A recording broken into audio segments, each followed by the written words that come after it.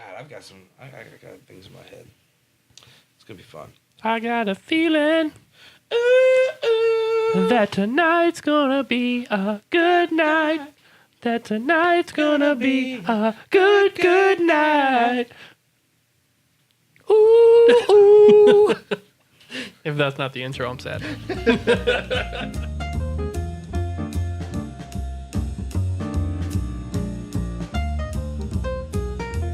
We ready? You got it, baby. You're not ready to run this yet, are you? I'm It doesn't scared. matter. Punch your glass out. Let's go. Clink, clink, clink. And welcome to. Oh my God! Hello and welcome to Happy Hour, I almost did it. I told myself not to do it. I almost did it anyway. the weekly tech and gaming news podcast Been drinking a little too much already. on the Strange Gaming Network. He's disappointed. So I He hope is you your guys host. had a good weekend. I went 36 straight hours into a game, so I'm a little fuzzy right now. He is your host. John Pettit, handsome John. To my left, we got. Tumbleweed. Michael Tumbleweed. Kepley, what do I say? No one told You're me the only this. one that knows what you're talking about. And we get to my left, we got And I'm the dispatcher, Mark Plover. Mark Plover. That love how Plover this that is knocks already your mom started. over. Great. I wasn't prepared for that. So there's a lot of strange shit that happens in the world. What? Oh, that's right. You guys want to talk about this whiskey? By the way, this is a redo. If you can't tell, This is Jefferson's. I'm not saying we're drinking yet, but we are drinking yet. We're not drunk yet, though. Today we're drinking the wonderful Jefferson's Reserve, the very old small batch edition, very specifically. Very delectable. It's This will be the second time we've had it? smooth. Yeah, actually, it's the second time we've had it on the Yeah. podcast. Also And, featuring a fine the H2O. the wonderful agua, Agua. Yes. out of the middle here, I should customize my You're a water shame. bottle. specifically in a Pogo branded. I mean, I would have got Bottle. I'm downstairs trying and to got make you it a Mike's sound Hard fancy, lemonade or but it's something, water. man. I've drank this much waiting to start. It's filtered water. At I'm least. nervous. It's fancy. It's filtered. And just as strange as you, there's a lot of strange things in this world than a man that doesn't want to drink. Whiskey for some reason. You were starting your transition and then you derailed going. yourself. You guys actually There's a lot laughed, of and I thought it was stupid, what do and we- I was like, "Oh my god, they like that." There's a lot of important things in this world, But but this this is It's the important. shit. So first up today, Mark, what do we got? We got something going on with the tubes The tubes. of YouTube. The tubes of you? Is anyone, Specifically. is anyone else proud how I did that perfectly with you guys? What? Well done. I slipped right in. He was all like, oh, I didn't know what it was. bro. Honestly. YouTube, I was though. concentrating what I was doing. You know what's not exciting though is YouTube.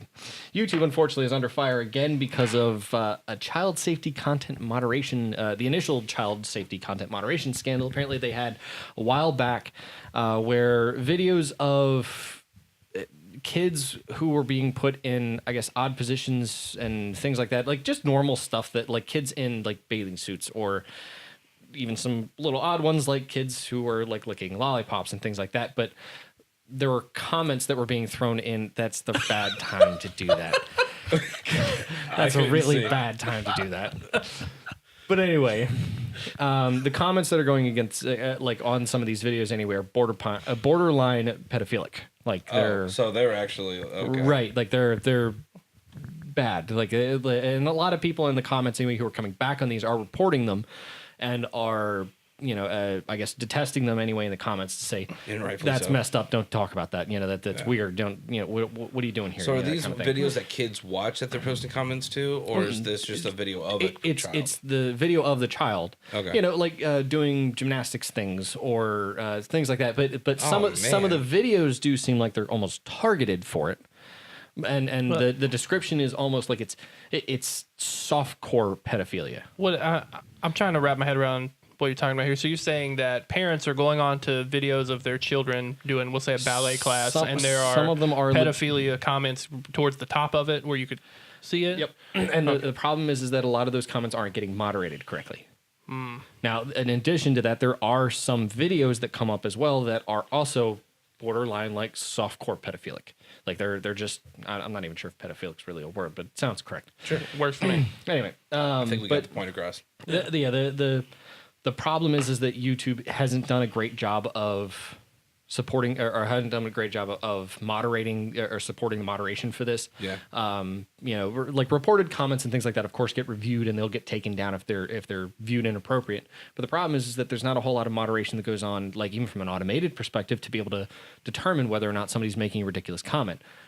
In part because a lot of people are using emojis for things, and you can't really determine what an emoji necessarily means all the time because a lot of emojis have different social meanings than they do as far as their literal meaning is concerned. And it changes from day to day, apparently. Exactly. This is a social world. We can't exactly always say that, like the eggplant, okay, the eggplant almost universally means penis, but, It did to me. It took me like... No, I know. Somebody sent me that, and I was like... Okay. What? Eggplant, okay. Whatever. I get no, man. Yeah, no, but like the other problem anyway was its search algorithm. That was the other big piece. So from a completely fresh, I guess, perspective, using a private browser, no cookies, anything like that, you could just do a search for something as simple as like beach bikini or something like that, that kind of thing, and or bikini haul, which I thought was kind of a weird, this is the exact example anyway. Bikini haul, HAUL, was the search term that they used anyway for adult women towards clips of scantily clad minors anyway. So apparently, like the immediately the sidebar starts to, or the recommended list starts to show up like with kid-based videos of like kids in bikinis doing kid things on a beach, like Okay. So it just seems odd. So the search term bikini haul was supposed to be a sexual thing. No, not even. It was just supposed to be like a video of like a woman on a beach in a bikini or something. I mean, it could have been. That's what I'm saying. I'm just trying to figure out Right. what the search was that made But then it the kinda idea gross. was like the next thing that takes you down this wormhole of kids in like scantily clad clothes, Okay. and it just goes down this giant wormhole. So I'm assuming that this caused a massive uproar and that people want things done. What are those Well, things? because this was round 2. The first time anyway, they had a ton of advertisers that pulled their pulled their advertising payments anyway, or pulled their advertisements period because their videos were showing up next to some of these ridiculous like borderline softcore pedophilia videos. Yeah. Just So like there- I mean, if you had like some Twitch advertisement for Tumbleweed, which you can go see that, that would be obviously really deterrent on you being like, yeah, definitely want to be like looked around like I'm looking at a bunch of softcore porn for children, and while I'm trying to stream my games. Yeah, it's just Yeah, we've seen things like that historically throughout like the Twitch and the YouTube thing, where like ads just show up for this in particular. I think it's just probably some kind of I don't understand this at all from a technical. I think it's some kind of mishap from like the algorithm just grouping. I similar don't things think there's a together. mishap. I think there's someone in that house that has a problem, and they need to figure out who it is. Because it almost makes you wonder. It's like, why is this showing up? And it's like the same time but where, they're- like, back in the day when we would look and we couldn't control those things. Obviously, we didn't understand what was happening in the background. And mom and dad go, "Why am I getting all these emails? I have no clue why you need penis enlargement pills, Dad. I have no clue. That is maybe a good mom is question. trying to tell you something. Honestly, they must have sent it to the wrong house. But that's messed up. So are they going to do anything about this? Do they like comment on it? I mean, So I mean, like the article just kind of popped about it, and like they've talked about this before because they had the issue in the first place, and they did what they could to correct it anyway from the algorithm's perspective, and they did adjust it, and of course the advertisers came back. There hasn't been any talk about the advertisers leaving this time. It just seems like there's been public uproar on Twitter about it, which could put some of these advertisers on on edge again. Yeah. The problem is this is round 2 of this. Like you could have a lot of advertisers that are going to be too afraid to come back to the platform. The hard part there is how big is the platform? yeah, It's massive. it's impossible to get those kind of numbers anywhere else. Yep. yeah. Now, so it's nothing yet, nothing major yet that they're really concerned about as far as like anybody pulling or whatever. It's just that they need to work on their algorithm more. Yeah. And it's somebody who's voicing their opinion to become public again to show that this really does need to be worked on again. Because ironically, it was a YouTube video that the guy made to showcase this. So Yeah. I mean, that kind of stuff, it cuts deep. And anyone else cuts deep when businesses fail. So tell us about Razer. Razer dropping a giant bomb. Not Giant really. dookie. Well, yeah, dropping a giant dookie basically of shutting down the Razer game store. Yeah, we kind of all saw this coming. Let's be honest. The problem is that the Razer Game Store didn't really take off very well. They didn't have any big titles that really popped in. They had some at the beginning, as far as I understood, but it was only up for 10 months. Yeah. And now they're shutting it down because there's nothing else left. They're not making any money off of it, really. It's. I didn't even know they had their own game store. It's in Singapore or something, right? It's like over there. They've had it for a while. It was a big deal when it came out. I remember. I couldn't tell you his name, but I follow the Razer CEO on Facebook, and so like when it came out, he made this huge ordeal about it. I mean, the store, like layout wise, really cool store. Yeah. But like, I mean, at the end of the day, like your location's kind of weak, and then like if I want a Razer thing with the presence of Amazon, and you can get them at a Best Buy. I think they even have them at Walmart's now. Like, no one's gonna go out of the way to go to a Razer store. Yeah. In my mind, anyway. So it's the Not same. unless you get something to pull them in, which they never did. Yeah, I mean, well, there's no real incentive. You don't release products in a quick enough fashion. Like sometimes you have these really cool like exclusive RGB type things. Like they did like this cool like coffee maker RGB one time that everyone wanted and stuff like that. There's all kinds of like just weird RGB products Razer's done, but it's not like it's exclusive to the store. In that case, you just get it online anyway. Yeah. It was a store I was like, that's really neat. That's gonna fail. It's like anything else. You need to have something that brings you to the store. And if you're just going to sell out to everyone else anyway, you're kind of spinning your wheels, let everybody else have the overhead and gain all the profits. That's something was dumb. So I think the hard part for them too is that they were reselling. Yeah. They weren't selling games directly. Yeah. So everything that they were doing is a resell of Uplay or Steam. Oh, man. So like they were just distributing Steam keys basically and skimming a little off the top, and that's kind of it. Yeah. So Then how, you're hoping Like people why buy your wouldn't you products. just like majority of those people who would go to the Razer store are already on Steam because you have to have a Steam account. So why wouldn't you just buy it from Steam? yeah. I mean, I don't know if the prices were really any different. I never really participated with it. It's nothing that really indicated that they were any different. Better yet, Uplay too. I mean, I feel like first off, Ubisoft was like, yes, please advertise our stuff. We can't sell it fast enough. Please sell it for us. But Well, that might change in the future. I mean, you never know. I mean, it seems like things are starting to compartmentalize a little bit more in this marketplace. Yeah. So we'll see what happens. I think that a lot of tones are going to change here in the next 5 to 10 years. And how a lot well, of yeah. this- So especially with game stores picking up like Epic, you know, Yeah. like that. That's one of the biggest direct They're competitors to driving it everybody right at this now. point. They're driving that bus Yeah. in a big way.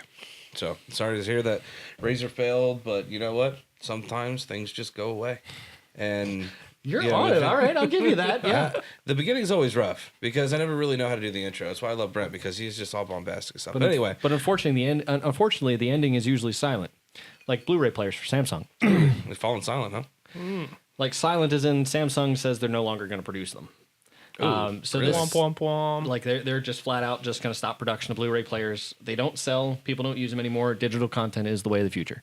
Oh man, it's already that time. I feel like were paying $600 on a PlayStation 3 so we could have a cheap Blu-ray player. Well, remember though, whenever that started though, back what was that?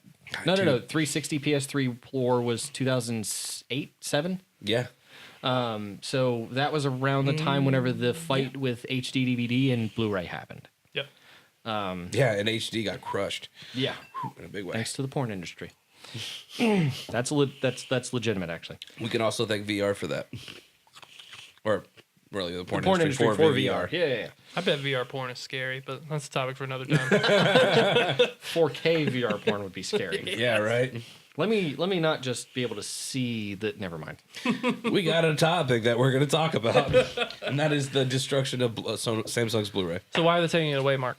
Take it away because it doesn't make money. Yeah, it doesn't make That's money it. anymore, but also they're like what? Sony's probably still making theirs. They're probably, I'm assuming, going to be the last ones to do it with. And are consoles still using them? Yeah. PS4, PS4 uses it. But Sony owns that, so I'm Yeah. assuming they're Right. going to use their Blu-ray player to do that. So they're not getting any of that. So Actually, I think Xbox is using it too.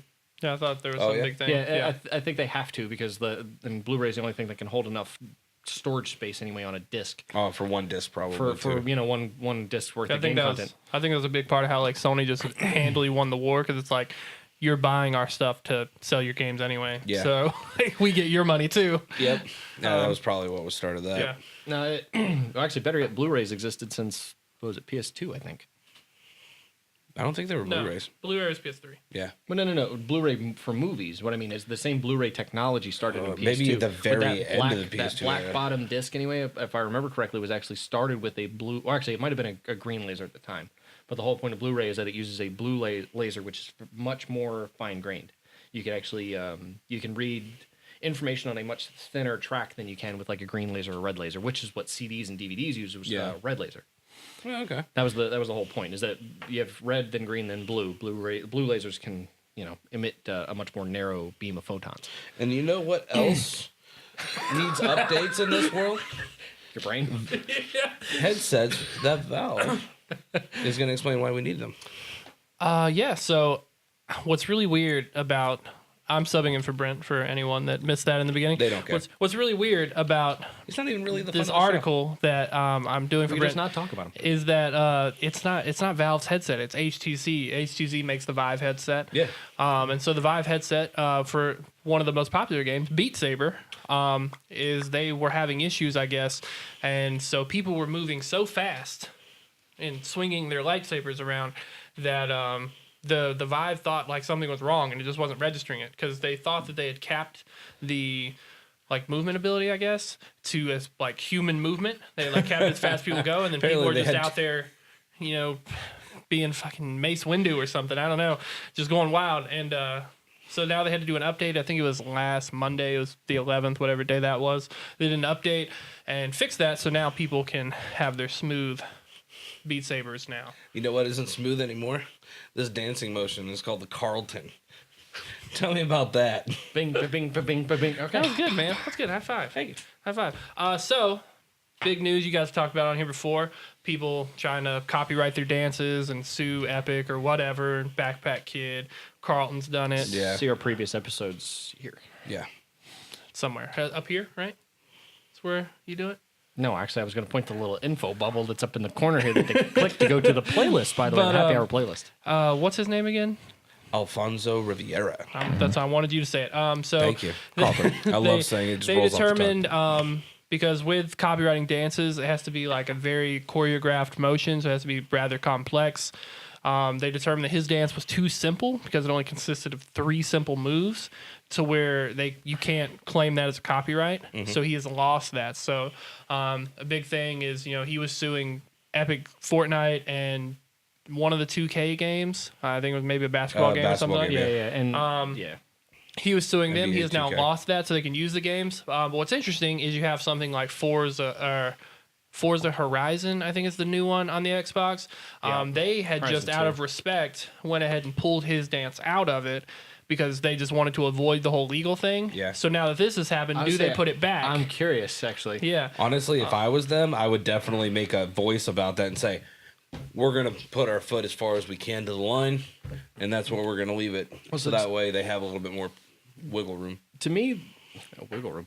To me, this is interesting because it means they've now set the precedence and made the definition of what it actually means to copyright a dance. Yeah, Well- and it's going to affect future decisions because of precedent, so it's going to be massive. Yeah, well, Right. we've actually that's actually already been set in stone. It's just, that's been around for a while. You can copyright a choreographed dance, but if something's too simple, you can't. It's just like, it would be like you trying to copyright, a simple, like the awkward dance when you're at the, your school dance and you have no one to dance with. It'd be like you trying to copyright that. You just can't do it. It's simple. You can't copyright basic movements.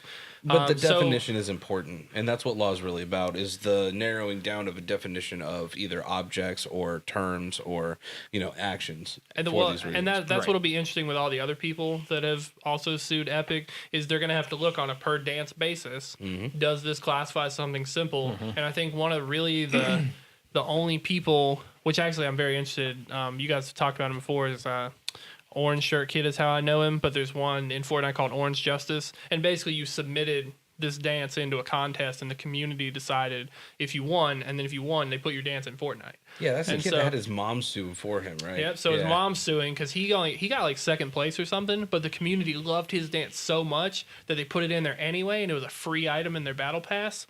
And then mom turns around and sues for that. And so I want to see how like stuff like that plays out. Honestly, I don't think that one's going to play out well. You've for got, him. He made the submission and gave them the ability to use permission to use it.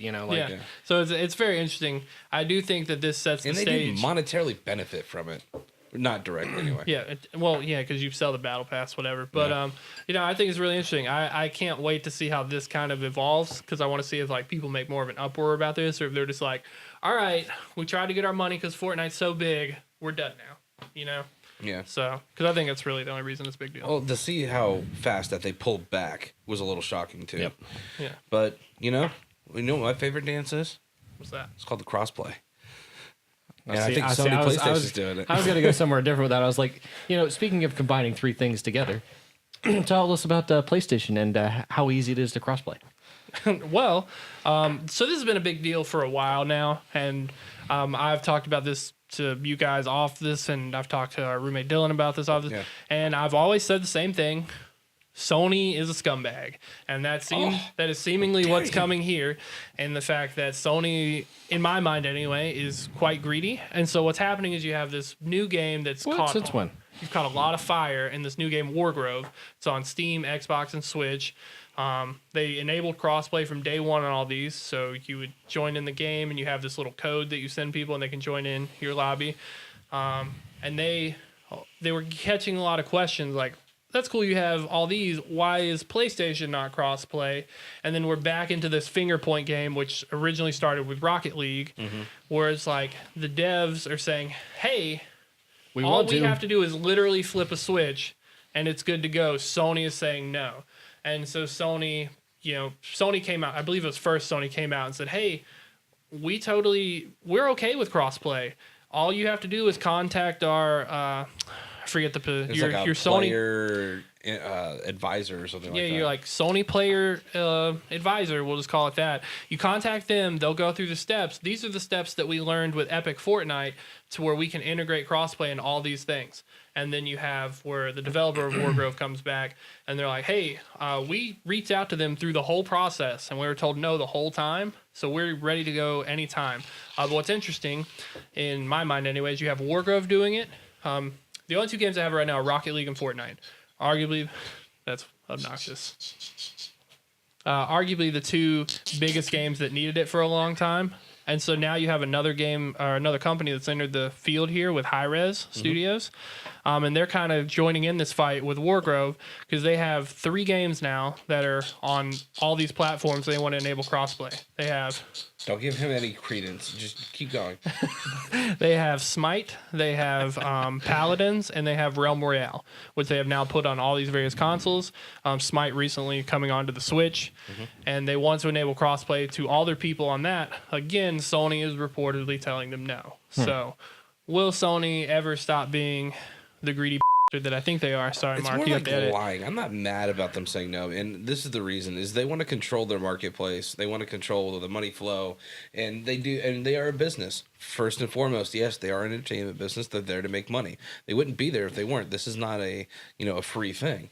And so when you start saying, okay, well, I'm going to buy all of my bucks on the Nintendo store, and they get V-Bucks or whatever from Fortnite on the Nintendo store, but I'm going to be able to use it while I play PS4. It's kind of almost messed up because you're using their system, which I'm assuming is also involving their servers and everything else, to attribute to this game at which they're not getting compensated for. It depends on how much compensation the individual platform gets for that monetary spending. And again, you have to go through a payment platform integration, but if it's done completely through Epic's system, then neither Nintendo nor Sony nor Microsoft get any of it. And or Android or iOS, whoever. In that particular instance, you are completely right. But in all these other instances, that is not the case. Right. So I gave that just because I remember what the currency was called. Yeah. But, I mean, as a company, I would want to control that flow. And if you're going to play on my PlayStation, I want you to buy the things off of my system so I get a cut of the check. Right. So, I mean, I get why they're doing what they're doing. Well, especially with, all these stores getting more and more competitive every day. Yeah. No, yeah, I agree with that logic. To me, it's always been something of Sony presented this huge model for the PS4 and the PS3 of like, we are for gamers. That is why we developed the consoles for the gamers, because they understand that gamers want to play together. We love playing together. And so it's like, you're kind of hitting both nails. You're like, yeah, we want you guys to play together, but tell your friend to buy a PS4 to play with you. Yeah.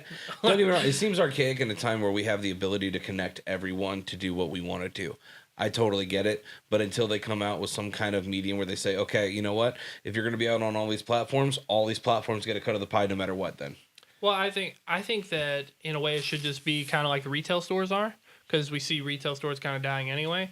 Where if you go to GameStop, GameStop has their exclusive GameStop offer if you play on theirs or whatever. Yeah. And you could do a similar setup to where hey, Epic, we want to give you a little bit of money to give a special incentive for people to play this on PlayStation.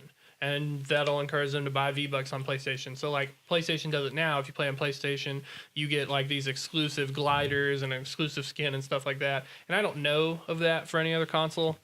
But that's something exclusive to Sony right now. Yeah. So, I think you could just set up a similar thing. Like, if you play on Wargrove, which is, like, this little RPG thing. I don't know how familiar you are with it. I'm not actually, but I'm learning. It's a cool little 2D RPG type deal. It's like, cool, if you play on this, you get like a Final Fantasy character skin in game, and then people will buy it on there and play it on there. And we already have the war of markets anyway, so why make more? Steam versus Epic. I get it. Consumer basis, I totally want to be connected with my buds. I don't want to care about where and how I play it. I just want to play the game, right? Yeah. But, on a business standpoint, you got to appreciate where they're coming from, too. Yeah. And, unfortunately, companies have to make really hard calls. And Speaking some of those calls, we have a bunch of layoffs going on at Blizzard. And, for instance, a bad decision-making, we got 8% of people being laid off over at Blizzard right now. That was 800 people that we know of, and there was apparently 400 people that were possibly going to go to be laid off in France. Apparently that number has gone down to 134 because I think there were some relocations that were done. Yep.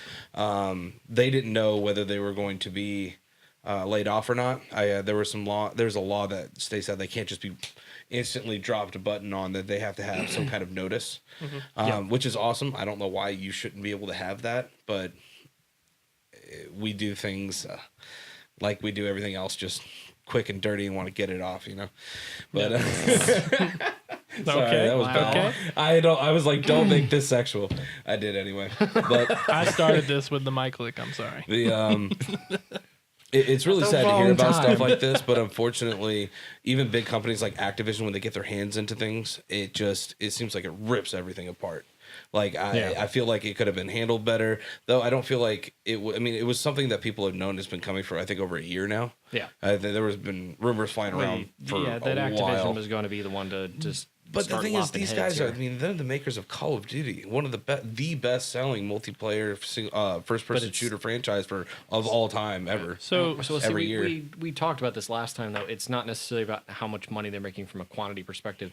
It's how much more they can improve their profit margins. Yeah, and that's the point of the company. Activision's a publicly traded company, isn't it? I think so. They're a publisher, so yeah, I'm pretty sure. Yeah, but that's the my point. They have dividends to pay too. Yeah, and people expect. So plus on that. Personal feelings aside for this topic for me, because I'm someone that's very close to the Blizzard world. I've been involved in it for a huge portion of my life. A lot of key figures and stuff that are being removed from there. They have been around the community for like 14, 15 years. They do have to meet those margins. And unfortunately, some of the teams that have getting cut are games that haven't been doing well for a long time. StarCraft, Heroes of the Storm. These are people that are let go. Yeah. But to me, it's like, to hear about.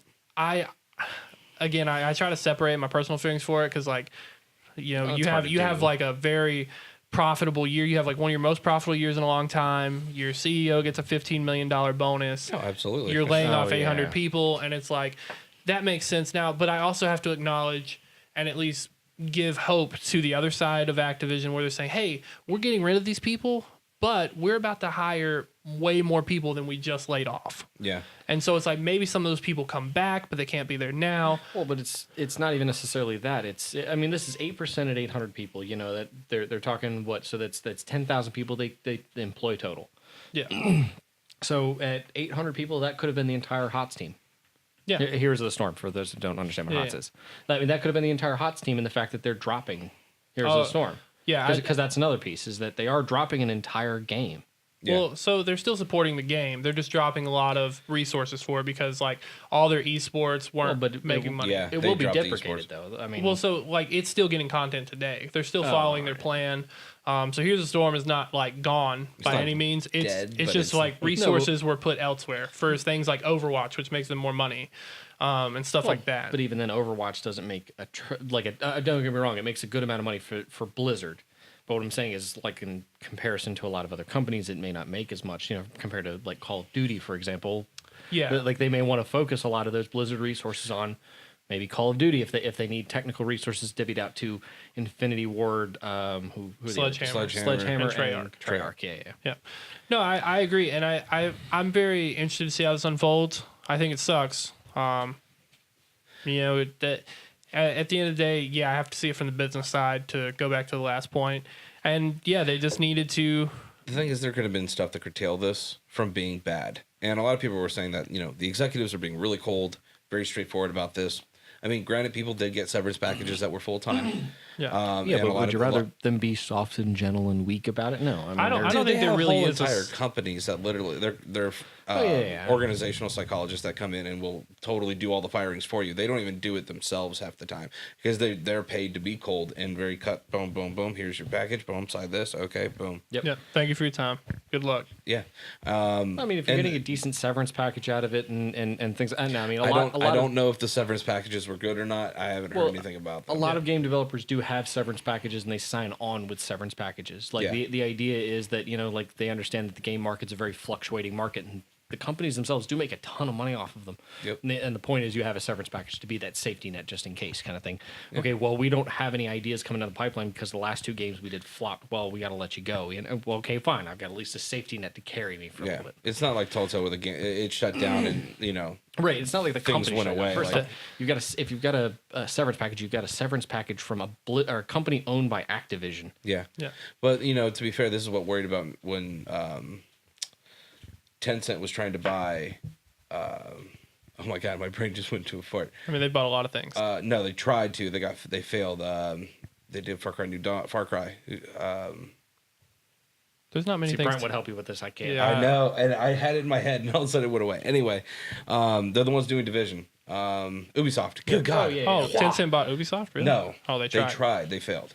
And that's what I was worried about is that what they were going to do with Blizzard, like Activision did with Blizzard. And that they kind of, at first they stay like, okay, do your own thing. Cool. And then all of a sudden they sink their teeth in and all of a sudden rip apart something beautiful. It's like now we're going to try to make our money. So here's your models. And I'm like, and I love Ubisoft. I play a ton of their games, and I was so worried that Tencent was and they were known for coming in and just ripping things apart and treating things like Activision kind of did. Keep going, League. Keep going. But yeah, I'm sure you're pretty excited. PS Plus, they got For Honor on there, so there's a whole lot of traffic on there right now. Good times, yeah. So it's sad to hear about all the jobs. There's a lot of postings going out right now. Well, they were instantaneously beforehand because they knew what was coming. Oh, the poachers. They were out there trying to grab all these guys. What actually like in the back of my mind, because Blizzard absorbed a decent chunk of people from Telltale, and so it's like, did Telltale just get here and then like see you again? Like that would suck. But yeah. Well, the cool thing is that not all companies are doing crazy things. They're actually doing really cool things. And Anthem right now had a trailer put out that was live action. And I freaking loved it. At first, I thought it was a movie trailer. Like they were going to have a movie come out side by side of this. I'll be honest, I haven't seen it yet. What? I haven't seen it yet. Oh, man, really? Yeah. Oh, it's totally have you worth a played watch. the game at all?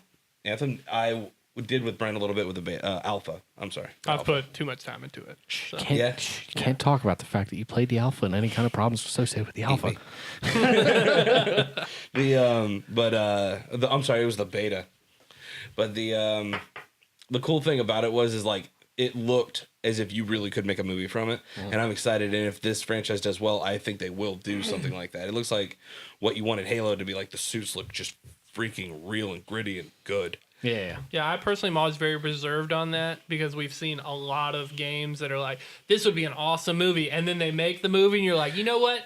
We're Keep sorry. it as a game. Oh no. So for Halo specifically, Forward Unto Dawn came out. Yeah. I enjoyed Forward Unto Dawn. Oh, yeah. First off, they did a fantastic job, and the only warthog in existence on the planet anyway. They actually brought it in to use it.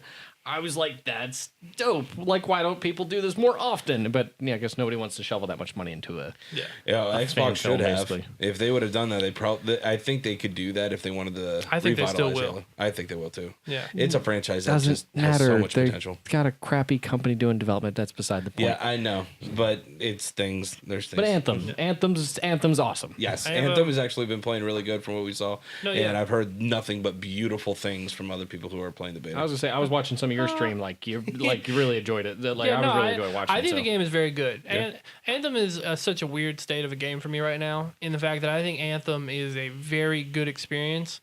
I do not recommend people to buy it right now, though. What? It's like, because I think that story-wise, I think story thus far is really good. I already spent $100 for Premiere for the year. What do you mean? You'll enjoy it. I mean, you'll enjoy the playthrough. Everything will be fine. It's just that, like, for that case, like, in that case, it's good because you're just going to be around when the new stuff comes anyway. Right. So, like, for me right now, it's like the gameplay's super smooth. It is beautiful. The story is from BioWare. I mean, Mass Effect, for anyone that's played that. Mass Effect typically has good stories. Even though I hate Mass Effect's gameplay, the story is really good. Anthem, everything feels really smooth. As far as coming from the beta, they fixed a ton of issues that I had. They're still working. There's still some issues. They're working on them, though. They're pretty vocal about that. Story-wise, I think it'd be great. Would it be movie quality? I mean, I hope they do a little bit better acting, personally. But I think the story is pretty solid from what I've experienced thus far. I've not beat the story yet. But there are some very detailed things that I think could be made very cinematic. Yeah. And even the characters there, I don't think from a visual, like, CG perspective would be very hard to replicate. And a lot of them are humanoid-esque people, so again, very easy to put out. I would see that being a solid movie from what I've seen thus far, especially if it keeps going the way that it is. Well, to me, it's almost a message. Right. By them saying, we care about the story. We want this to be something you want to watch. Right. And that to me was a very important message, because that was one of my main worries, is that it was going to be treated a lot like Destiny, where it had a half-baked campaign. It was like whatever, and then everybody just wants to go grind for 1,000 hours. I'm like, it's not what I want. I wanted something with a little bit more, substance. Yeah, and something that really wanted me to enjoy this world. Right. For what it is and what you wanted it to be, with backstory and history, better and experience and depth to it, and that kind of thing, which is what I enjoyed about Halo. And I mean, I want to be Iron Man. I want to feel like Iron Man. I want to know what my purpose is. Oh, you do. Oh, it's bet. awesome. What's crazy though is, like, I want to wear the Hulk suit. Even just, like, thinking about the possibility of making an Anthem movie, it's like, even right now they're still developing the story being told. So like, it's pretty spoiler free. They have these things called cataclysms that are like the big, they're their version of raids for the game.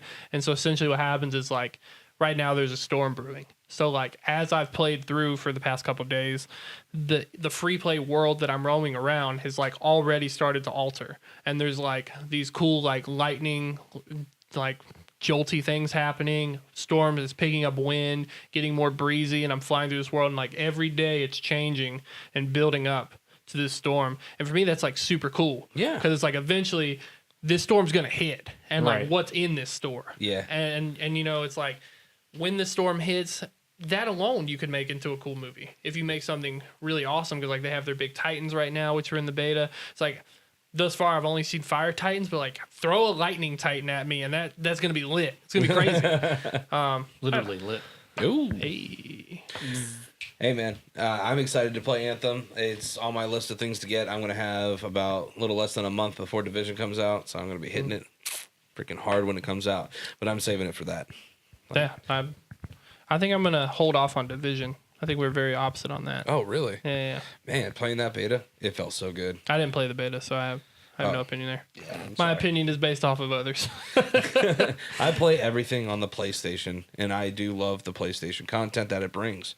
And Sean Layden is telling us why PlayStation is not going to be at E3. He actually spoke out on it and said, "Hey, There's no reason to. The way that publications are right now and journalism is, it's a 24/7 world. Yep. You're looking at it right now. We're constantly catching up on things that are happening last second, last minute, trying to figure out what's important, what we want to talk about. And E3 just isn't that place anymore. And they have shown to have struggled with that the past couple of years. Yep. And, you know, just with their deadlines things aren't really just, it's not what that world is anymore. Right. It's not. People are impatient because they're used to getting their everyday fix. You know, watching the Game Over Greggy show with daily fixes on games. So it's like you're always on the cusp of everything going on. Even rumors are starting to get a little almost daily fix. Yeah. Too specific to the point where they're like we have nothing to tell you anymore because everyone already knows everything. Yep. So they're trying to consolidate everything that's going on and make really cool experiences themselves. Yep. And I think that is probably the better play. I think Nintendo does a really good job with their directs, which is what they kind of do. I think E3 was just more of a hype station for them. It was a platform for everybody just to see Nintendo. It was another platform to be advertised on. Right. And they don't feel like it's necessary anymore. It's not worth the money for them to do what they're doing because they're not getting the point across. It was originally a journalistic tool, and it's not anymore. That's interesting to me because I would think they would want the exposure no matter what. Oh, they got their dude. I got numbers here that'll blow your freaking mind. They're still killing Xbox, and we're in the no. I get that, but they've participated up to this point. I'm wondering what kind of effect this might have on late PS4 or into PS5. I don't think that you'll see much. I mean, right now, in the U.S., it was like they still sold 50,000 units this past month. Or I'm sorry, the last week of January, they sold 50,000 units. So, I mean, they're right now, I think the only thing beating them in the U.S. is the Switch. And that's only by maybe a couple thousand units. Yeah. So I think it's just I can't really fault them because Nintendo has done the same thing for a while, but I just think it's a very selfish move in the fact of like, because they want to do a bunch of their own stuff, which is cool. I respect that. But it's like, you could just bring a little something here like Nintendo and then just fuel, other smaller publishers and help them out with your stuff. Because, Sony's been really big into the whole indie game thing for a while. So it's like you could just make your whole presentation based around your indie games. Well, but that might be their opportunity if they have their own kind of event running that they can push their own publishers for it. Their own indie publishers I agree. on their own timeline. And it's a dedicated environment for it, which means that those indie publishers could even say, we want to do this, and Sony could say, well, you've got this amount of time frame, and these are your resources available, lights, video displays, things like that. We can render things for you. What do you want? Yeah. Yeah, I just want to see the impact that it has on something like E3, because Sony not being there will be a big blow to the viewership. Oh, yeah, absolutely. So it's like, I hope that E3 doesn't hurt from this too bad. I don't think it will, just because the game publishers are still going to be there. Yeah, you got Xbox and Nintendo, and they're doing some crazy things lately. But Nintendo only does like 30 minutes anyway. Yeah, and theirs is normally a giant montage of beautifulness of things that we're looking forward to, and I totally get that, but you can do that in a much cheaper scenario, just putting up a YouTube video. Right. Yeah. A presentation that you do on your own time and do whatever you want to do, how you want to do it, Right. And that's where I think PlayStation's falling in line with. They're just looking at the cost to benefit ratio, and it's not there for them anymore. For sure. Yeah. And again, it used to be a tool. It was a journalistic tool that is no longer viable in this state anymore. Yep. It sucks, but it's like we talked about earlier. With everything else, you gotta change with the world. Yeah, exactly. And right now, E3 is just not it. And so I have to say that completes the important shit. And so, I'm so proud of you. So we got a lot of things going on in we call it, I'm not calling it that because that just sounds weird for what we talked about earlier. The topic of the show. Ooh, the tots. Damn it, I was really trying not to say that. I hate you so much. On our document, that's what we call it. I already licked a microphone. I can't go any more deep into the trouble here. So today we got something we've already talked about a little bit, which was a Nintendo Direct that just happened. Huge and magnificent. If you would, Kepley, you mind reading off what you want to talk about real quick about the Nintendo Direct? So they announced a lot of good games, upcoming titles. There, for the most part, is a lot of things we kind of expected, and for me, it was a couple surprises in there, kind of. But one of the biggest ones I think of the whole show is Super Mario Maker 2, and Super Mario Maker 1. It was huge. As far as just like speed running communities, awesome game done quick. all these other communities. People just go in and they make these crazy worlds, and you just super stressed out trying to beat them, and you have to be just a Mario fanatic. I have to seen really things that blow my mind. I'm like, how do you do this? Yeah, and it's just great how, to me, it was just Mario was like, cool, you guys think you could do Mario better? Do it. Make it. And the community has just driven this game so for there to be a second one that'll probably be even more in-depth and even more crazy, I'm all on board for it. In the video, they showed slopes, which apparently was a huge thing that people really wanted. Yep. The other big one is you have The Legend of Zelda Link's Awakening. It's getting remade for the Switch, so it's already been out. I'm so excited. Yep. So Zelda fans rejoice. And for me, one of the biggest things was Tetris 99. Yes. Because I'm already a fan of BRs anyway, and I've always been a fan of Tetris. Me and my mom and my dad, we have played so much Tetris throughout our life.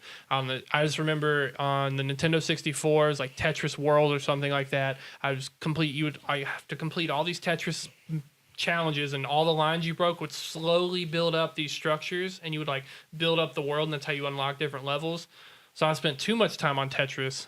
Tetris 99 throwing a whole new twist on the game. Tetris like multiplayer has been around for a little while. You break lines, it sends chunks to your opponent. Yeah. So now it's like there are 99 other people, and when they break lines, 10 people can send chunks to you. And it's just wild. It is the Wild West of a BR. It is crazy. Like, see, I like beautiful marriage that is. It sounds really cool to me. I'm gonna have to see it to really like. I'm gonna let you try it, bro. Get it, Dude, it's like, not nail it's it down, awesome. But Yeah, it sounds cool. I actually bought the VR version of Tetris, and I was watching my friends play, and I'm like, oh no, you're playing Tetris wrong. You can't play competitively because you will die. Yeah, Tetris VR is crazy. But to me, it's just like Tetris is a game that has always done very good at evolving with times, despite how simplistic it is. And it's just another example of how they do stuff. Yeah, Tetris was like huge with me in my childhood because me and mom used to. Well, there's two games she liked playing: Mario and Tetris. She'd see me playing it, take it away from me, and say we're gonna take turns, and then never give it back. That's kind of her MO. But all the same, it was the Link's Awakening that actually got me the most. It was a game that I started when I was a kid and never got to finish because I was too young to actually be able to finish it mentally. Like, I got stuck, and then, of course, my ADD brain went, oh, cool, Pokemon, and moved on, right? Yeah. And this is Game Boy Color days, so Tetris, the Link's Awakening, and all this other stuff. Did you have a Game Boy Color? Yeah. Oh, man, cool. I love that I thing. had, I had the BA expensive, like, clear purple Game Boy Color. Like, my parents went above and beyond, because, like, I saw it in the store, I was like, oh, that looks really cool. I can see the boards on it and everything like that, and they were like, okay. My parents did the same that thing. dark purple one not good enough? You sure you don't want the basic red one right there? Yeah, no, my sister got the teal one. But even the music, hearing the music, I was like, yes. Oh, man. It was just like the memories started flowing. Yeah. Looking at the bushes, the water level, they had everything right. I am so stoked to play that game. It made my heart flutter like a first date. It was just, man. So excited. Let's see. I had to get that out. Another big title, they have Fire Emblem. The new one, Three Houses, it's being delayed until July 26th. So not too terribly long. You play Fire Emblem? I've played some. Yeah. I've not played a whole lot. I really enjoy the turn-based combat with it and like the strategy that comes behind it. And, I had to experience it some. What? What? It's over his head. What? I've had to experience it some because on Smash Bros. I pretty much main Fire Emblem characters, and I was like, I should probably understand these people. So I actually like Roy. I know it's a shorter sword, but man, that man hits like a tank. It's good, man. You got that extra damage at the blunt of the chain. Yep. This one I'm not as familiar with. It's from a studio, Platinum Games. They have a new title coming out, Astral Chain. Oh, it looks so good. It is an action game where you play future cops and you fight giant monsters. That sounds neat. It's kind of like almost like a. I almost want to I could almost compare that to MIB if you really wanted to go with like. Well, it's the way the play style is. It looks almost kind of like Captain Planet, where like they form into these like transformer looking things too. It's like a mixture of everything you love from your childhood put into like an anime cartoon. It's freaking awesome. But is he going to take pollution down to zero? We won't know until they kill all the monsters. We'll see when that happens. They had two games where they actually released demo, like a first episode or first level playthrough on the Switch store. One being, I'm gonna probably butcher this, Daemon X Machina. Machina. Machina. It's basically this giant combat game where you fly around as mechs or whatever. Yep. Plays pretty smooth. I experienced that. And then actually the one that I didn't think I would enjoy that much, but thought was amazing was the Yoshi's Crafted World. I played Yoshi 64 back in the day. Yep. And so this was almost like a breath of fresh air. I know it's just like, it was super clean and simple gameplay. And I'm excited to see what they can do with all the Yoshis again. There's another Yoshi game coming out, isn't there? I don't know. Maybe that's one of you. I can't remember. Um, I need to get my friend Becca over here. And speaking of Sony hating crossplay, Final Fantasy IX came out on the Switch, albeit maybe for too expensive of a price. But if you're into Final Fantasy IX, which is wonderful, Brent, being a huge guy, just platinumed it. I'm pretty sure Brent probably bought it on the Switch again. Yeah, he did. He started it the other night. That's why. Yeah. He just platinumed again. So I helped him platinum it. Oh, really? Lord. Yeah. Oh, so that came out on Switch, and then also Final Fantasy VII is going to make it to the Switch probably before it ever gets remade for the PS4. Yep. In the Sounds fact about that it's right. coming out in March. So it's That whole thing got scrapped and redone too. yeah. A lot of things going on in the world when you're talking about big titles like that. No This is screw-ups. the. Oh, sorry. Brain goes to the weird places. Other than that, you have developers are hard at work for Bayonetta 3, which I have personally never played a Bayonetta. I think you and Yes. Brent are all about it. Brent played. We both played 1. He played 2. I'm supposed to borrow it to play it because I haven't played 2 yet. But he said he enjoyed 1 more than 2. I'll be excited to see why. And I don't. We didn't get a chance to go into depth on it. But 3, can't wait. Yeah. Okay. Especially playing on the Switch. Playing Bayonetta 1 on the Switch, I didn't like the controls with the Joy-Cons. It's too technical with the smaller buttons and my fat freaking fingers. So I went and after the fact, I'd been meaning to go back to play it, but I got distracted by Mega Man Legacy Collection. Oh, man. I could just dive into that world for a long time. But I got a good like Xbox-style controller. It fixes all my problems. I'm done with Joy-Cons. You can have them. Well, that's why like once I got the Pro controller for Smash, I was like, there's no going back. Nope. Because I Only way to play it. wanted to just do the adapter for a GameCube controller, but they were sold out when I was shopping for them. So now that I have that, I'm like, well, I'm just in the Pro controller life now. I got a Zelda one. It looks hot. Yeah, no, those are really cool. I feel like the Pro controller feels better than even the It's GameCube so controller much more does. relaxed. It's an Xbox 360 Oh, controller. I think it feels way better. I just think that as someone that's played Smash for a long time on a GameCube controller, it was definitely like an adjustment for me because I'm just used to my C stick being here and then having the Y right above A, so you can like quickly jump slash. But even having the notches, I guess, in the C stick, like. Yeah, so it's a different feel. I've gotten a bit more used to it now, but I still prefer a GameCube for it. And speaking of Smash, they announced that version 3.0 is coming.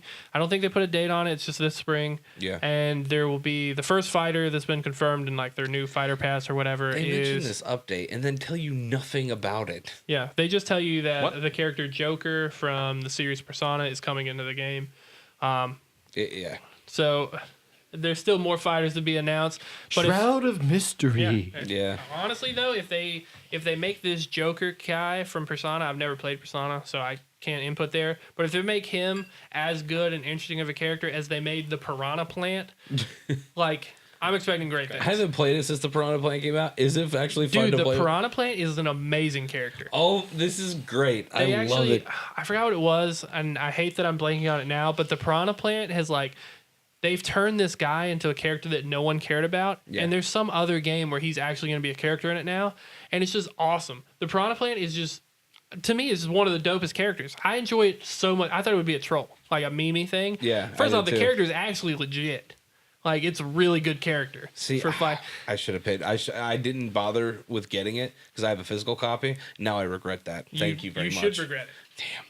It's okay. I play on Sean's anyway. I only play that game with friends now. Like Spirit Mode wasn't as fun as I thought it was going to be, and that has always been a party mode game with me. Like playing with all my friends and eating pizza and just getting drunk all night and seeing how far we can last. I agree. I think Spirit Mode was quite the letdown. Yeah. It's just because it's so grindy. Yeah, it just doesn't feel right. But then just to other fire off some quick bullet points of other games that were announced. We've got Marvel Ultimate Alliance 3: The Black Order.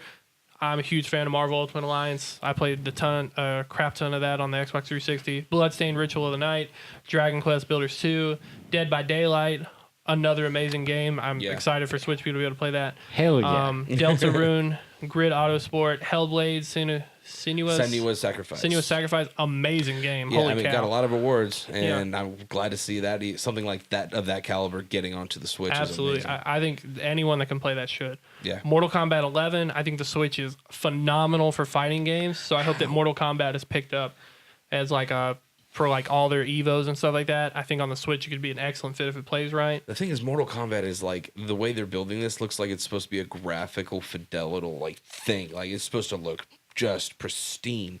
How are you going to get that same thing on the Switch? Well, while it's in the handheld mode, it's 1080. Yeah. So I mean, you're going to be able to get pretty good quality out of it, but the quality will lose when you go into the dock and there's only 720.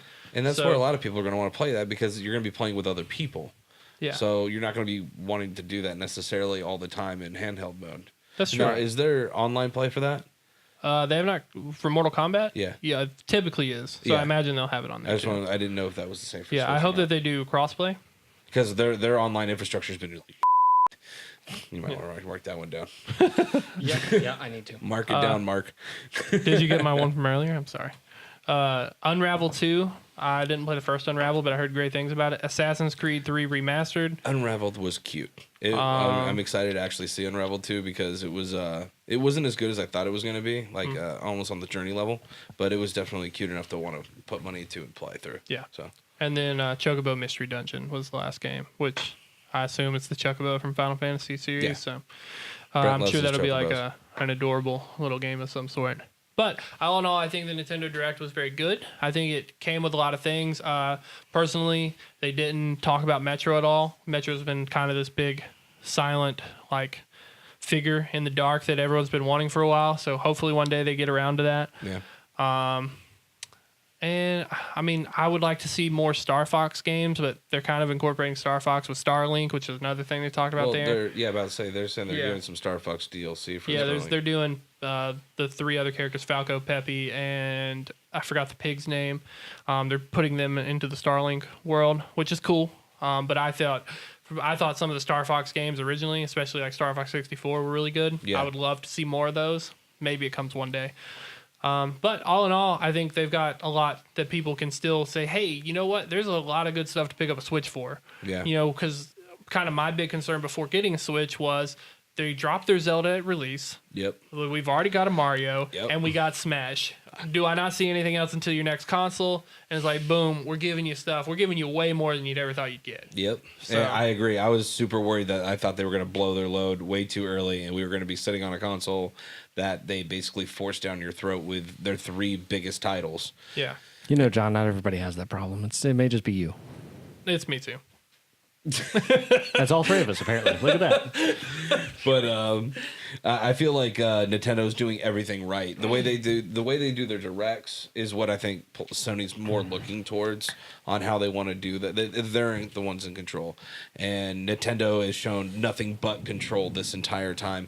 They're gaining traction on the PlayStation 4 market. They're not. I wouldn't say that they're digging into PS4 sales per se, but they are definitely making people get into the game to want to buy it.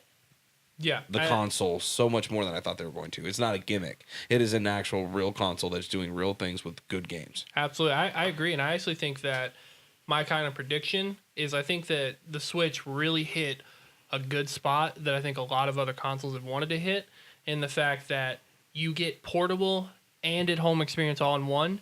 And my prediction is that Sony is going to try to mimic this with the PS5. And I think that because that'll solve a lot of the PSP problems and the PlayStation 4 problems, you'll get both in one in a way. Okay. And so I think that Nintendo has kind of dictated this movement.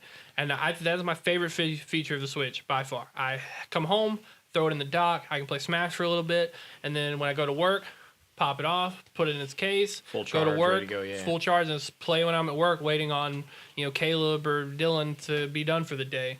I can play this anywhere, always get my experience on, and I think that it would be, in my opinion, a great move for a Sony or a Microsoft to mimic that. Yeah. And so I think that, to your point, where Nintendo is really dictating the show, I think they're also breaking boundaries here and saying, hey, we don't need a DS anymore, really. You have it all. Who needs a portable platform and a console They platform. make so much money with those things. They'd be crazy to get rid of that. I mean, but they've especially got, if they make an exclusive Pokemon for it, they're just gonna sell more consoles like that for crazy. Yeah, no, I totally agree. The cool thing that I want with PS5, and I know it's never gonna happen because it's not a perfect world. PS5 comes with a wireless headset that is like super beefed up, and it comes with a Vita 2, and it's more expensive, of course. And that's they're solving to the portable world. You know, it's actually your controller, that could be, but it's the size of the Vita. I think and it has a screen on it. It's gonna be great. I think the Wii U showed that people didn't really like tablet controllers. Not tablet. I'm saying Vita sized, and the Vita was comfortable to me. And they made this like pretty much it's a 3D printed case for it. It made your hand feel like an Xbox controller. There's just nothing better than the Xbox 360 controller. Nothing. No, I think it feels fantastic. Yeah. Yes, the Xbox One controller was a slight evolution on it, which was perfect. Well, the thing is like I feel like they put rumbles in the triggers. Is what I feel like they did. They spent all that money on. I don't resistors in the triggers. That's fine. Yeah, whatever. Yeah, whatever. I'd be fine with the cheaper Xbox 360 controller. That thing was a brick. You want to talk about reliable? But yeah, it's good to hear that we have a pretty healthy war going on. That's good for us consumers. Yeah, no, absolutely. I love games because it makes you feel like a superhero. Yeah. So that's our topic. Anything else to add? No, I think we're good. So I guess that takes us into last call. Last call. Hit it, buddy. Oh, I get to do it? Yeah. I like how I vocaled the. So, Mark, rings, tell too. us what our last call question is going to be today. We got any shout outs today? Isn't this where we say you don't have to stay here, or you don't have to You go don't home? have to go home, but you can't stay here. Yeah. Whatever. Brent's not here to say You it. don't have to go home, but you can't stay here. I'll throw his voice in over top of them, and trust me, it'll be much nicer. Nah. That's right. Anyway, no particular shout outs today. However, since the Mr. Metcalf, I'm assuming you didn't put this one in. Nope. So since the head kitchen wench himself anyway, is You're going out to say shithead? I was gonna say head chef, but the head kitchen wench himself. I was gonna say head, but whatever. You would be wrong. Wow. No, but since the head kitchen wench himself is out, he has still contributed our last call topic, which is name your one superpower, and then the other two of us will decide on its cost/downfall. Mark, we'll let you start. Yeah, there you go. I have not thought about this. Fine. I'll Okay, do it. no. So the basic for me is always flying.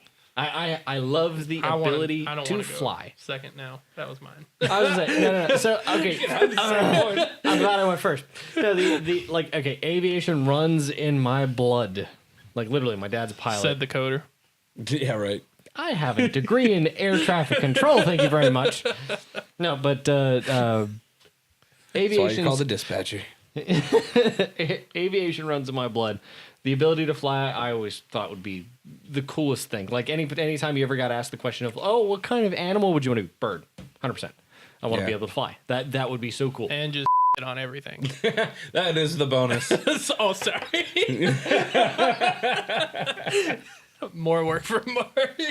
Right in the middle of the thought process, too. No, but that would be really cool to me is the ability to fly. Okay. And what do? We say What kind of cost or downfall? Cost, he loses his legs. What? He can no longer walk. Are you adding this, or is this a thing? That's the cost. He has to give up his legs. Oh, to so we're fly. adding a cost. It's a cost or I downfall thought we were talking about of something. I don't think it would have to be a cost in the sense of like, holy crap, this is like irrational. He's like, a paraplegic anthropomorphic thing. But he can fly. You could just say He could. but you've got like the inability to do it without He this, can hover. or kryptonite. Can be your downfall of like I could crash and And die. I'm saying like, that you can do it, but you no longer have the ability to walk. All right. Your limit will be worth. you can Worth. only do it so many times a day. Oh, all right, that's a good one. Limitation. How I many like times a day? See, and I'm thinking about it. I'm going to say 3. 3 times. Ooh, that makes it tricky. Exactly. Seriously, because do I hover or Well, you go, which is flying? Well, you go like, to and from work. That's 2, and then if you go on a trip, you can't come back. And if you're a superhero, If I go to lunch, I have to take a Lime scooter to go back. Yeah, you can't do it for lunch.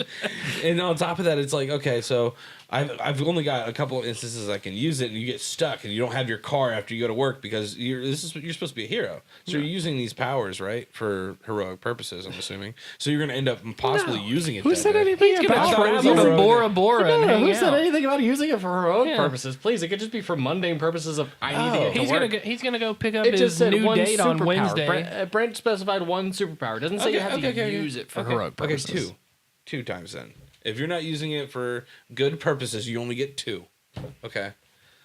That's even harder. So I'm about to say it's got to be. He couldn't even fly to work because he would have to fly his date. To Exactly. The date I didn't want to and make then back this. I didn't want to make this too easy on you. Okay, I still like my car. I want to take my car. Yeah, but what would be more romantic? A nice car ride in that green machine, or like flying through the Now, air?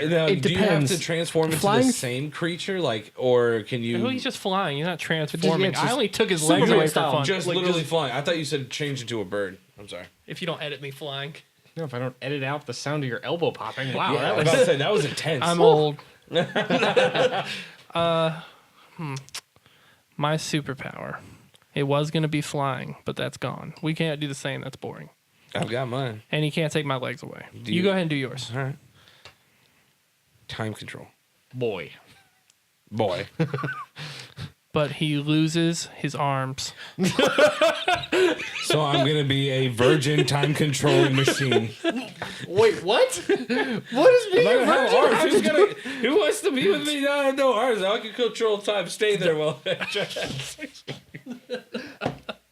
really bad. What being a virgin? What? Oh, God. So no, realistically, you can time travel, but you can never go back and influence anything in your life. No, I was just gonna say In my life. Yeah, But that no. would be anything. No. I was No. just gonna say he can't go backwards. Period. Well, You can only go forward. No.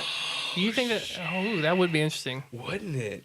I don't That want to is go to a work cool today. limitation. Honestly, that's a great limitation. Right, but okay, so I would never go to work. I would think of the movie Click.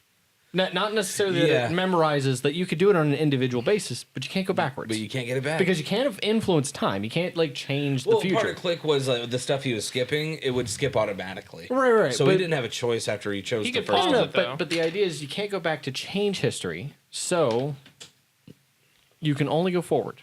That's a great idea. I like that.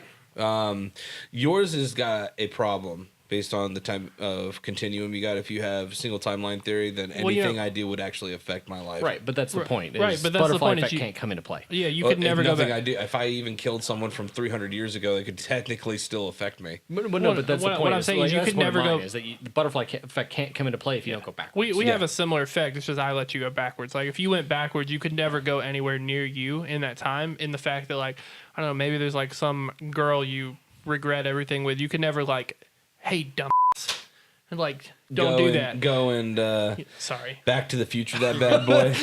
Yeah.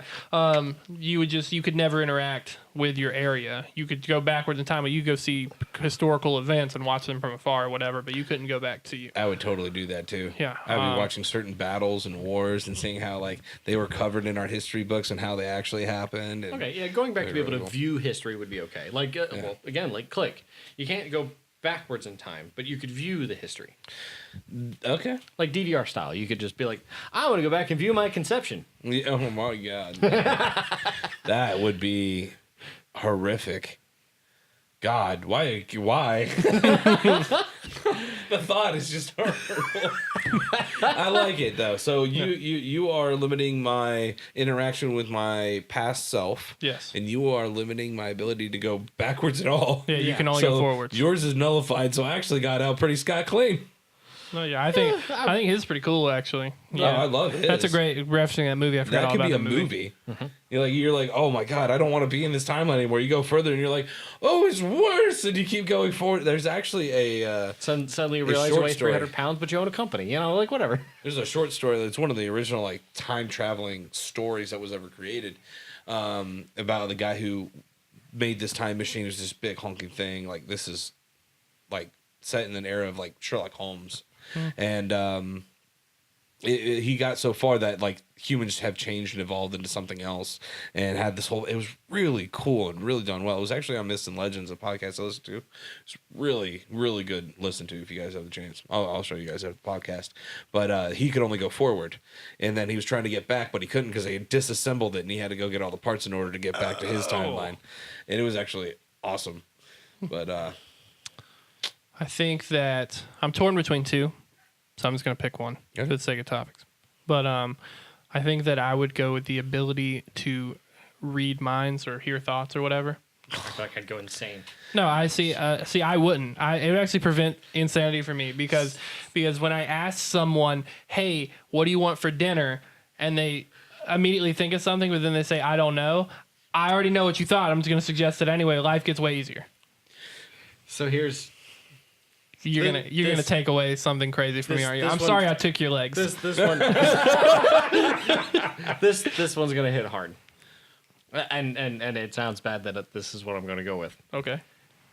You can't read the minds of females. That is exactly a useful talent to have. What do you want for dinner? They're the queens of I don't know. Exactly, but the point is, you don't know. John, save me. Get me out of here. I didn't everything you hear, you have to say out loud. Oh, that's a good one. That is not a good one. That's amazing. Oh, I have to say it out loud, which means if you're listening to like our minds right now, you'd be saying it blah blah blah blah blah. Like right here. How do I You're say at a bar and he goes, "Oh, I'd fuck that girl sideways from sideways," and it just come out of your mouth, and he's like, and the girl's looking at you like, "What's going on over here?" That would be more entertaining than anything. Oh my god, it'd be hilarious. I can just see it now. Go up to a female at like a bar or something. "Hey, you're really pretty. Would you want to go out sometime?" Why would I say yes to you, you fat? Whoa! Where did that go? Wow! Wow! I can't believe I just said that. That she's like, he said it for me. Oh man, that would be hilarious to watch. That could be a movie. That could be a movie. So you're going to be very limited on when you want to use it. That's true. No, because at first my initial inclination was you can't stop it, so it would drive you crazy. I think that's the basic part of it usually. But that everything is flooding into you, like Bruce Almighty, like God prayer emails overflowed and are infecting your mind. Spider-Man, even like Spidey senses kind of going off that kind of thing, so that you've got to like tune you've got to learn to ignore those senses. And eventually you just kind of evolve with it and get used to it. Same with like flying. If Mark flew for the first time, he's gonna fly into a wall. Yeah. Or like crash. I'll probably hit my head in the ceiling. Maybe I'll kill myself. Maybe I won't. We'll find out. Yeah. The living's half the effort. I like both of yours. I like his more because then I can still use it on women and understand what they're saying. But I don't like it because then I have to just say it out loud. Like, what do you want for dinner? I don't know. You really don't know. I don't know what to do here. See, my problem with his, if we were trying to use that, for like trying to ask what somebody wanted for dinner and going back in time, maybe like redoing it over and over again, is eventually after like the second or third time, I'm just gonna be like, whatever. You got dinner, hun? Screw it. We're just gonna fight about it now. That's true. Just fight me. It's worth it to fight instead of going back in time over and over again. Yeah, I agree. All right. I think there's some. That was an awesome little. Yeah. Little exercise. Yeah. If I thought that was really cool. Brent, well done. We'll definitely give you that one. Yeah. And I guess that's about it for the show then, isn't it? Yeah. To anyone that watches the video and leaves anything in the comments, suggest what you want to see in the next last call. Down below in the comments. In the comments up here. No, both of you, stop. He's not here. Below. The comments are below. Leave it in the description. So far down, it's up here. See, I'm just going to do the same thing to you guys I did to Brent. Every single time he points up, I just flip the video upside down. That's right. You have to do that. I literally rotate the video upside down every time he points up there. Oh, also, if you want to watch the Anthem trailer, it's going to be down in the comments below. Have Marky Mark put that there, and because he's going to have to watch it too in order to be enthralled as much as I was. Indeed. Thanks for having me. Yeah, man. Yeah, absolutely. Forgot that you could, step in. All right, guys. And we'll see y'all next week. Adios. Yeah, that sucked. Do it again. Yeah, there you go. I'm going to play the music, start to fade out.